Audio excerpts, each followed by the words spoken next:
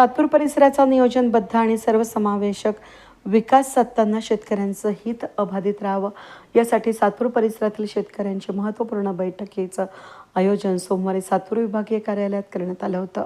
प्रस्तावित 18 मीटर आणि 15 metre DP road, त्याचबरोबर भविष्यातील पायाभूत सुविधांच्या विकासाबाबत आणि बैठकीत सकारात्मक आणि सविस्तर चर्चा करण्यात आली. सातपूर परिसराचा झपाट्याने विस्तार होत असून वाढती लोकसंख्या, वाहतूक व्यवस्था आणि भविष्यातील नागरी सुविधांचा विचार करता नवीन डीपी रोडची आवश्यकता निर्माण झाली आहे. मात्र विकासाच्या प्रक्रियेमध्ये शेतकऱ्यांच्या जमिनी आणि त्यांच्या आर्थिक हिताला बाधा पोहोचू नये यासाठी विकासही आणि शेतकऱ्यांचे हितही या भूमिकेतून मार्ग काढण्यावर बैठकीत भर देण्यात आला.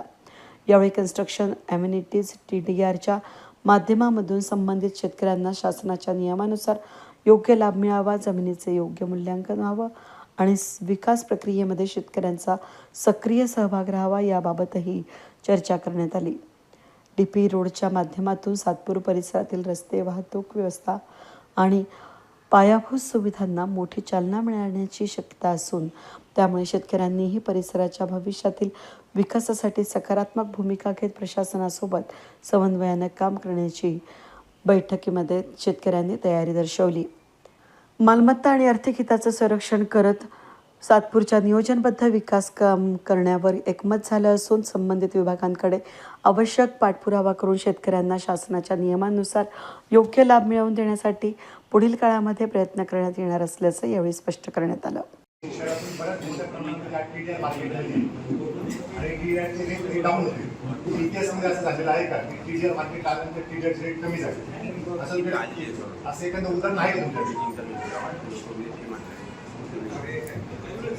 फ्लक्च्युएशन आहेत मार्केटमध्ये.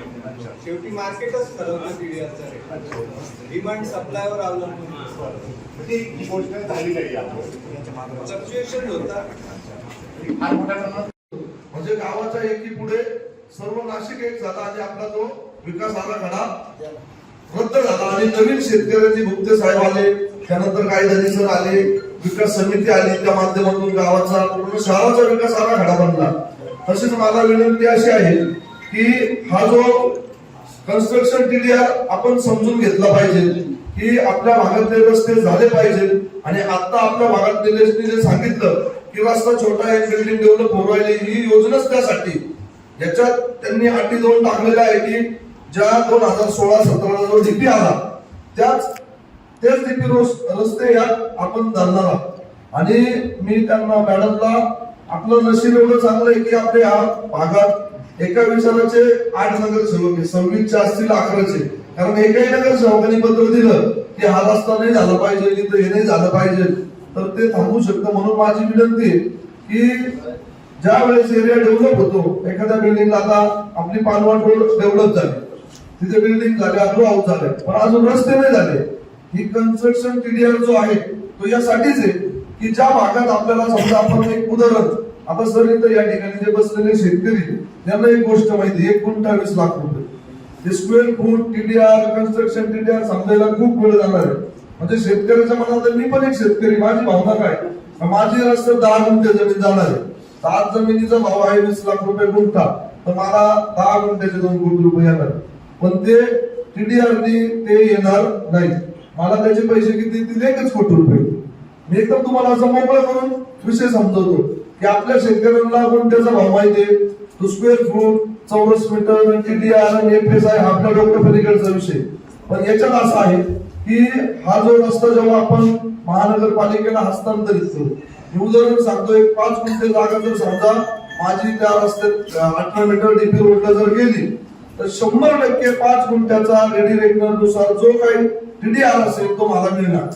तो मिळाल्यानंतर जो उर्वरित रस्ता आहे तो रस्ता करण्याची जबाबदारी जर मी घेणार असेल, महानगरपालिका मला त्याचा अधिकार देणार का हा जो 5 गुंठ्याचा रस्ता तू शेतकरी म्हणून जर करत असेल तर त्याला महापालिका एक बांधकाम विभाग त्याचा एक एस्टिमेट बनवल, त्यात सर्व युटिलिटी, मग त्याच्यात ड्रेनेजची लाईन असेल, स्ट्रॉंग वॉटर असेल, MACD असेल, स्ट्रीट लाईट, सगळ्या युटिलिटी, त्यानंतर तो रस्ता कॉन्क्रीट करायचा का डांबरीकरण करायचा ही महापालिकेकडे अधिकार केंद्रित ठेवले.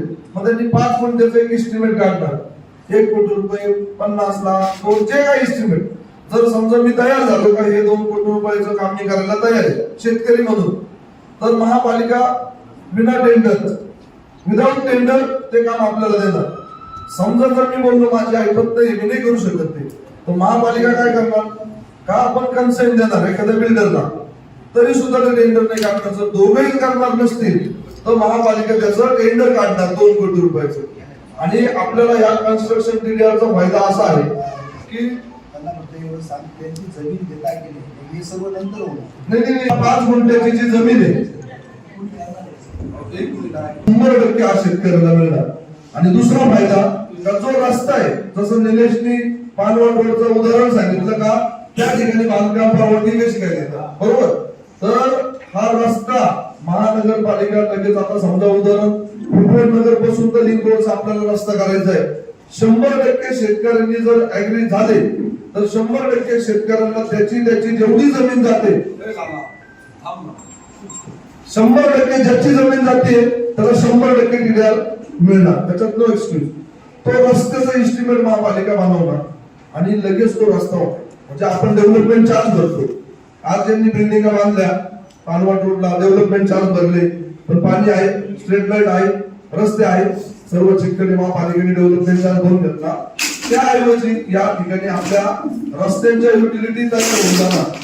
आणि आपल्याला संधी अशी आहे की कुठलीही योजना आली की आपलं गाव 1 नंबर पुढे असतं. याच्यात आम्ही आता इथे ह्या 25 नंबरचे 4 नगरसेवक आम्ही आपल्या प्रभाग 11चे, त्याच्यानंतर एक्सपर्ट जे आपण निर्णय घेणार आहे. आता जर सर्व शेतकऱ्यांनी ठरवलं तरच ते आपल्याला करायचे, पण त्याचा फायदा तोटा समजून घेणार. आपण आता ऑगस्ट चालू आहे, आपण मागच्या वेळी पण गावच्या सोसायटीचं शिष्टमंडळ महसूल मंत्र्यांना आम्ही भेटून आलो की आम्हाला आमचा रेग्युलेटर वाढवून द्या, तर आम्ही रस्ते द्यायला तयार आहे. आता त्याला पर्याय दुसरा काय तर आता आपले जे एफएसआय करतो बरोबर ना, डबल मिळतो तो महापालिकेच्या अधिकारातला भाग तिथं आपण करू शकतो.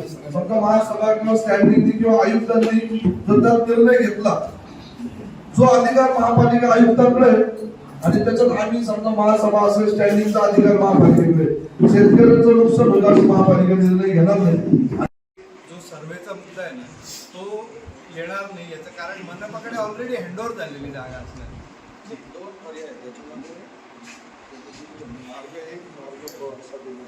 नाही मार्ग 1 आणि मार्ग 2 काय, मार्ग 1 स्वतः शेतकरी करणार डेव्हलप.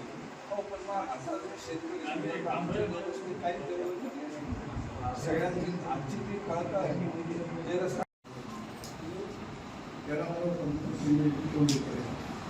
आणि दुसरी गोष्ट अशी आहे का समजा माझी 40 गुंठे जागा आहे, तिचा भाव 20 लाख रुपये एकर आहे आणि माझी जागा 10 गुंठे गेली, त्यावेळेला माझी जागा 25 लाख रुपये एकर गुंठा, 25 लाख रुपये गुंठ्याला गेले म्हणजे 30 म्हणजे 7.5 कोटी रुपये, म्हणजे किती पैसे लॉस झाला, 50 लाख रुपये होतात.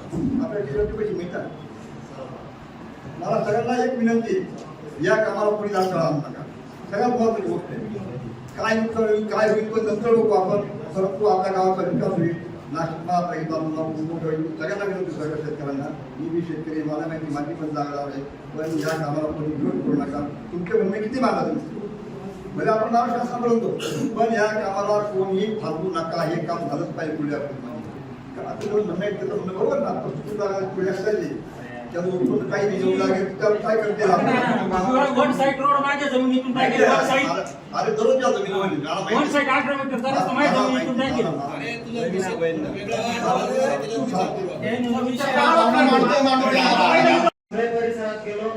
सन्माननीय विभागीय अधिकाऱ्यांना घेऊन गेलो.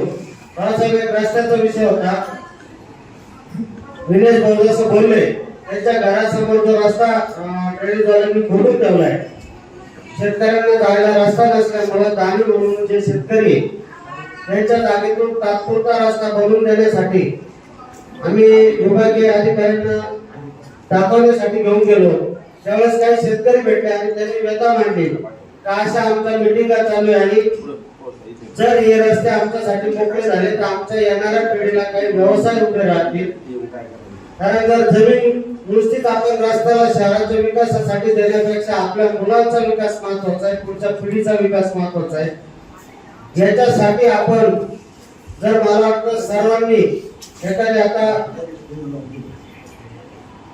इथं भाऊसाहेब साहेबांसारखे अधिकारी तुमच्या सातपूरचे ग्रामस्थ आहेत, या लोकांचा जर आपण अभ्यासपूर्वक विचार करून आणि यांचा असलेलं ज्ञान आपल्या सातपूरसाठी जर घेतलं तर मला वाटतं याच्यातून चांगले मार्ग निघतील. माझी एक विनंती आहे, ज्यामध्ये आताच यांनी सांगितलं की माझी 30% जागा रस्त्यात जाते. साहजिक आहे, दुःखाची गोष्ट आहे. परंतु आज सिंहस्थ महाकुंभमेळा चालू आहे.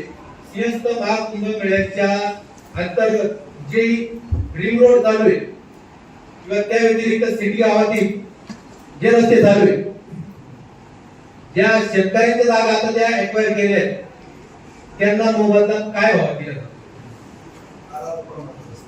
आणि आज या ठिकाणी हे शेतकरी वर्षानुवर्ष या ठिकाणी शेती करीत आले.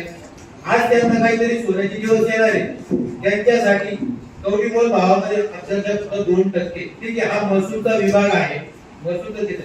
परंतु तुम्ही 8 नगरसेवकांनी जर ठरवलं आणि आम्ही तुमच्या सोबत आहे, महसूल विभागात जाऊन आपण जर सांगितलं, जर सिंहस्थ कुंभमेळ्याच्या नावाखाली या रस्त्यांना एवढे पैसे दिले जातात. आता नाशिक मध्ये नदी लगतचा जो रस्ता आहे तिथं फुटपाथ बांधायचं आहे, आपलं हे बांधताय काय घाट बांधताय, त्याला 20 कोटी रुपये एकरी पैसे दिले जात आहे. 20 कोटी रुपये एकरी पैसे दिले जात आहे. आणि आपले जे शेतकरी यांना जे व्हॅल्युएशन आहे ते व्हॅल्युएशन आता बाळाभाऊनी सांगितलं, तुमच्यामध्ये 11,000 रुपये व्हॅल्युएशन आहे आणि सातपूर गावामध्ये 5,400 रुपये व्हॅल्युएशन आहे. हा महसूल बघा. परंतु तुम्ही 8 नगरसेवकांनी जर ठरवलं आणि तुमच्या सोबत आहे तर हे व्हॅल्युएशन 11,000 पर्यंत आपल्याला कसं देता येईल? आणि सिंहस्थ महाकुंभाच्या धर्तीवर आपल्याला याच्यामध्ये फायदा काय करते शेतकऱ्यांचा, तो फायदा आपण नक्कीच करावा अशी आपल्याला विनंती करतो. माहिती आहे महापालिकेला किती निधी आहे, काय आहे. आता कुंभमेळ्यामुळं TDR मधून रस्ते होतील, नंतर मला वाटतं 12 वर्ष काय रस्ते होणार. जी रस्ते आहेत आणि त्या TDR मध्ये रस्ता तोच होतो जो रस्ता झालेला नाही. त्याला कुठेही खडीकरण नको आहे, त्याला कुठेही डांबरीकरण नको आहे, कुठेही तो रस्ता झालेला नाही पाहिजे. तोच रस्ता डिग्री रस्ता फक्त घेतला आहे, दुसरा रस्ता घेता येत नाही, पहिली गोष्ट. आणि दुसरी गोष्ट असं आहे, आपल्या शेतकऱ्यांचं मत आहे की बघा आम्ही आपल्या भाल्यासाठी करतोय. शेवट निर्णय तुम्हाला घ्यायचा आहे, तुम्ही जागा देणार नाही देणार. मी मागच्या पंचवार्षिक मध्ये खूप प्रयत्न केले आणि कोणीतरी शेतकरी एक आडवा येतो आणि तो रोड बंद करतो. हा आम्ही सर्वांनी अनुभव, जी लोक आमच्या बरोबर नगरसेवक म्हणून आणि जी सामाजिक कार्यकर्ते म्हणून आमच्या बरोबर राहिली, त्यांनी सर्वांनी प्रयत्न केला, त्यांनी तो अनुभव घेतलाय सर्वांनी. बाकीच्यांना काय वाटतं, मला परिसरात रस्ते होते नाही, मला परिसरात काम होत नाही, पण भाऊ जसे बोलले आपले तसं काठी सुद्धा काढून दिल्या आपण. आणि बाळाच्या जवळ एक रस्ता आणला, 2 कोटीचा मंजूर केला आणि त्याचं उद्घाटन न करता आम्ही प्रत्येक काम करण्याचा प्रयत्न केला. पुढे उद्घाटन करून त्याची जाहिरात करण्यापेक्षा लोकांचे कामं कसे होतील यावर जास्त भर दिला. आणि याला 12 साक्षीदार आहे, पुढील शेतकऱ्यांना रस्ता होऊन दिला नाही आणि तो निधी मग रिटर्न जातो. फाईल मंजूर करायला कमीत कमी 5-6 महिने, कारण त्याचा निधी मंजूर करण्यानंतर त्याचं इन्स्ट्रुमेंट करण्यानंतर ती फाईल फिरते, नंतर त्याचं टेंडर होतं वगैरे सर्व प्रोसिजर. आणि म्हणून माझी विनंती आहे, जर आपण कमीत कमी निधी रस्ते हस्तांतरित केले तर सातपूरचा नक्कीच विकास होईल. परमिशन देतात लोकांना बांधकामासाठी आणि मग तिथून लोक नवीन बांधकामं करतात. आता सातपूर माझ्या अंदाज साधारण 450-500 एकरचं क्षेत्रफळ आहे. ते नवीन DP मध्ये आलंय आणि आता इथे बऱ्याच लोक लेआउट बनवतात, कन्स्ट्रक्शन करतात. तर माझी तुम्हाला एक विनंती करतो, तुम्ही आयुक्तांनाही सांगा आणि महापौरांनाही सांगा, आमचे रस्ते आजही 10 फुटाचे आहेत आणि तुम्ही परमिशन देता बांधकामाचं. हा या रस्त्यांवर लोड आलेला मोठ्या प्रमाणामध्ये, कारण की जो फ्लॅट घेतो त्याच्याकडे प्रत्येकाकडे एक 4 व्हीलर आहे, एक 2 व्हीलर आहे. रस्ते आमचे 10 फुटाचे आहे. आम्हाला शेतकऱ्यांनाच यायला जायला रस्ता नाही. तुम्ही यांना नवीन परमिशन कशी काय देताय? एक तर पहिले यांच्याकडून हस्तांतरित करा ते रस्ते DP, तेव्हा यांना नवीन बांधकामाला परवानगी द्या, अन्यथा बांधकामाला नवीन परवानगी देऊ नका. तुम्ही आता हे झालं का माझ्या घरी चला, तुम्हाला रस्त्याची परिस्थिती समजेल काय. 10 फुटामध्ये इकडून एक गाडी थांबायला लागते. परवा माझ्या बायकोचा एवढा मेजर ऍक्सिडेंट झाला, म्हणजे दुर्दैवाने की सीट बेल्ट बांधला होता, तर हेड इंजुरी खूप मोठी झाली असते, बरोबर आहे का नाही. आणि आजूबाजूला बिल्डिंग झालेलं आहे. याला पर्याय काय? कारण की शेतकऱ्यांची एक मानसिकता अशी तयार झालेली आहे की TDRचा रेट जोपर्यंत गंगापूर रोड, कॉलेज रोडला आहे, तो रेट जोपर्यंत सातपूरला मिळत नाही तोपर्यंत आम्ही रस्ता हस्तांतरित करणार नाही. ती सर्वांचीच हीच आता मानसिकता आहे.